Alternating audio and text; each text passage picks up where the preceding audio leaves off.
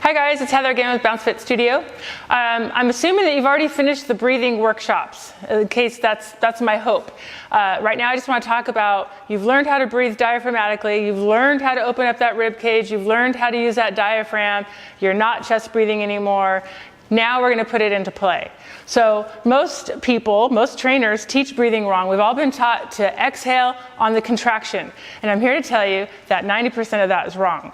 Now, I am not talking about breathing, doing CrossFit, heavy weights, barbells, things like that. I'm talking strictly right now just about breathing with body weight movement patterns, total gym, where you're doing percentages of your body weight, not lifting heavy weight over your head or squats. That's a totally different way of breathing. Again, different, but different. So this is just body weight stuff, okay?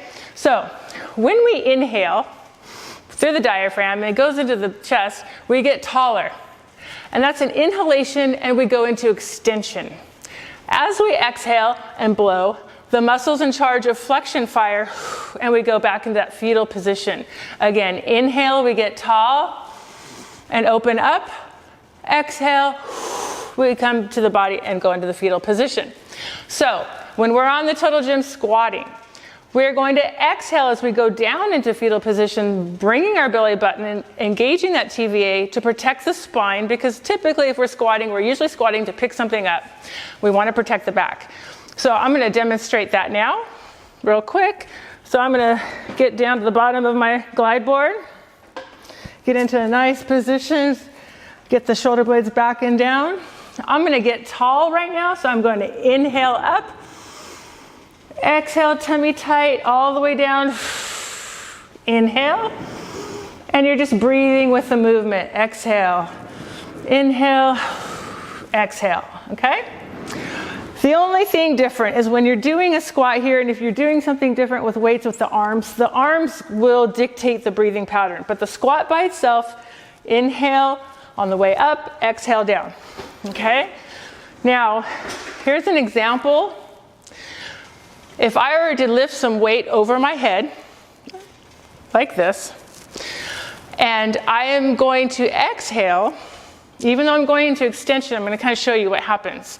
So I'm going to blow, which is flexion, again, but my arms are going to extension. They're going away from the body.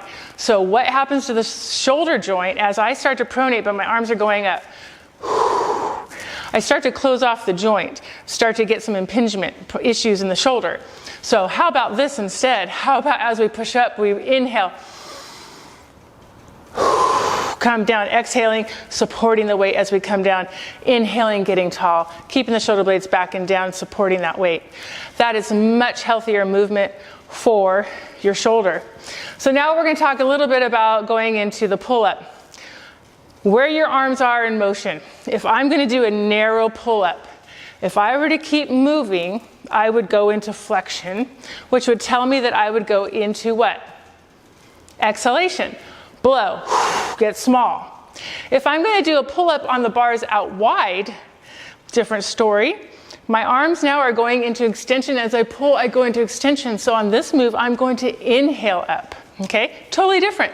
When you start knowing how to use the diaphragm, knowing how to breathe properly, and then imploring it into, or including it into, I'm imploring you to do it, and using it in your workout, you're going to see huge changes in your core strength.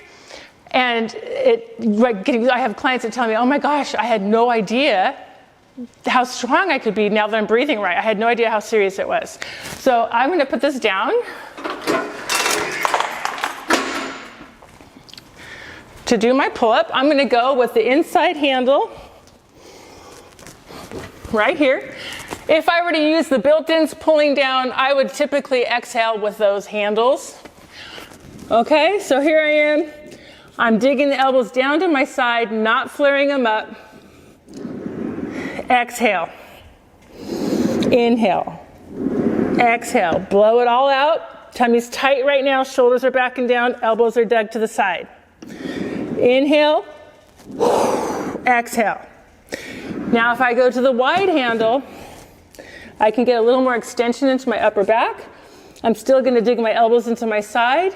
I'm going to inhale, get tall, exhale down. Inhale. Make sure when you're doing these that your elbows don't come up. My feet just did that. If your elbows come up, it means your shoulder's going forward. It's a whole different video, but just make sure you dig that deep down. Shoulder blades, as soon as you pull, shoulder blades pull back and down and end simultaneously when you get to the end of the movement.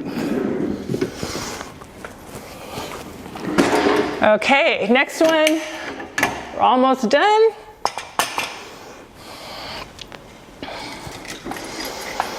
So we're gonna go talk about the push. When we are pushing, almost most of the time, we're pushing here. If we were to keep going, we would go into flexion. So we are going to exhale. So we're pushing, any kind of push up, anything like that where you're pushing away. If you were to keep going, you would go down, exhale the move. So I am going to show you. And in this particular move, I have it unhooked just because I like it. I get better muscle activation than being hooked, but don't do that until you're ready. You're going to take a big inhale, big belly. Stop here. Don't go too far back. And then you're going to draw that belly tight and blow. Inhale and blow. Big belly and blow.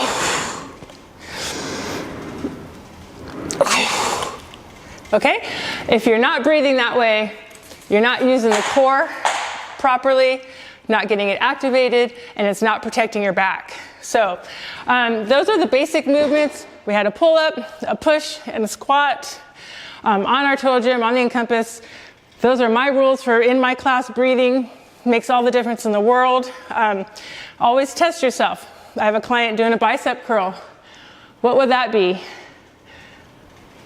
It's inhale, because if you were to keep going, you'd go into extension. Try a bicep curl, try exhaling, what you're taught, and then try inhaling, and you tell me what feels better. Let me know in the comments. Thank you.